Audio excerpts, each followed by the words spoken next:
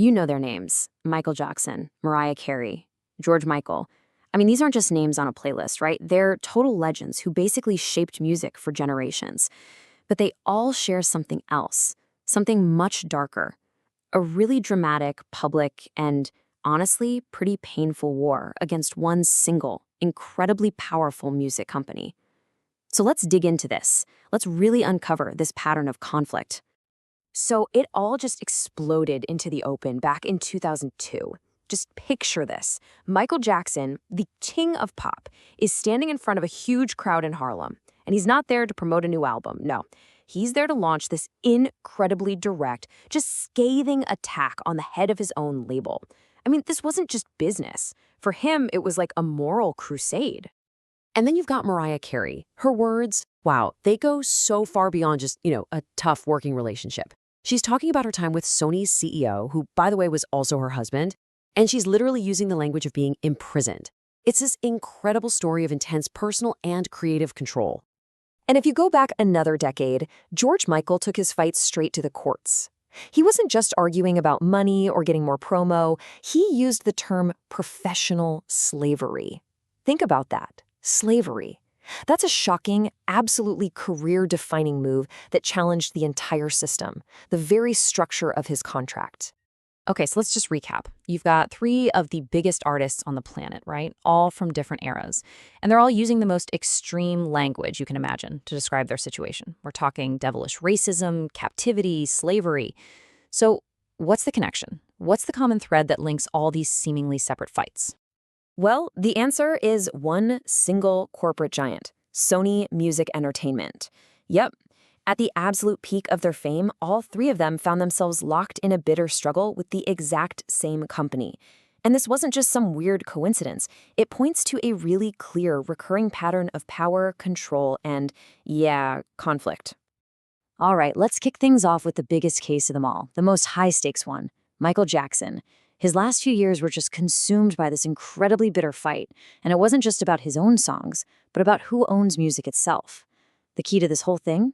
It comes down to one little concept: music publishing. Okay, so this is super important to understand because it's the key to this whole fight. We all stream songs, right? We hear the recording, but the real long-term value, that's in the composition, the song itself, the melody and the lyrics. If you own the publishing, you control who gets to use that song for anything, and you get paid every single time it's used. It is, without a doubt, the ultimate power move in the music business. Let's put it this way. The master recording is like the finished painting you see in a gallery. But the song, the composition, that's the original sketch, the blueprint. Now here's the crazy part. Years before all this drama, Michael Jackson made this brilliant move and bought half of Sony's entire publishing catalog. We're talking songs by the Beatles. This didn't just make him another artist on their roster, it made him a business partner. And as the story goes, that made him a huge threat. So the whole thing hit a breaking point in 2001. Jackson's contract was almost up. He was planning to just walk away, a free agent, and take his half of that insanely valuable catalog with him. But the allegation is that Sony had other plans. Their response, supposedly, was to completely cripple his brand new album, Invincible, by basically pulling the plug on all promotion. And the numbers really seem to tell the story here. Sony supposedly spent $25 million promoting the new album from the biggest star on the planet. But that same year, they apparently spent double that, $50 million, on another one of their artists, Celine Dion. Now, for an artist like Michael Jackson, selling only 6 million copies was seen as a huge flop, and he pointed the finger directly at Sony for not backing the album. But here's the crucial thing. This wasn't really about album sales. The source claims there was a much darker financial game being played. The theory is that by sabotaging the album, Sony was hoping Jackson would default on some massive loans he had. And if that happened, he'd be forced to give up a share of that golden goose, the Sony/ATV publishing catalog. And, well, in the end, after he passed away, Sony did get their hands on his estate share. But it wasn't always about a billion-dollar catalog. For other artists, the fight was about something much more fundamental: their own freedom. Their contracts weren't just business deals. They allegedly became cages, trapping them not just professionally, but, as we're about to see, very personally. Just look at the case of Kesha. This timeline here, it shows a 5-year gap. 5 years. right in the prime of her career, gone. After she made these absolutely horrific allegations against her producer, Dr. Luke, she went to court to try and get out of her recording contract, which was with a label under the Sony umbrella. The judge said no. And just like that, for 5 whole years, her career was completely frozen in time. Now, Sony's official line was, hey, our hands are tied. You see, the contract wasn't directly with them, but with a partner company. But critics were quick to point out that Sony had immense power here. They could have let her go, they could have moved her to a different label within their system, or at least put some pressure on. But instead, they pretty much chose to do nothing, which many saw as them siding with their business partner over an artist who was alleging just terrible abuse. And that brings us to Mariah Carey. Her story really shines a light on a different kind of alleged control. This time, it's creative and cultural. And she's talking about Tommy Modele here. Yep, the very same executive Michael Jackson went after. She claims that he was actively trying to, well, wash the urban off of her, to erase her R&B and hip-hop roots, and just mold her into this perfect mainstream pop princess. And this supposed control, it went way beyond the recording studio. While she was married to Mottola, Mariah says their mansion felt less like a home and more like a prison. In fact, she nicknamed it Sing Sing. The source material talks about claims of armed guards, security cameras everywhere, just this constant atmosphere of total surveillance. This wasn't a partnership. This was, allegedly, total domination. So, that raises the question, right? What happens when artists decide they've had enough and actually fight back against this kind of control?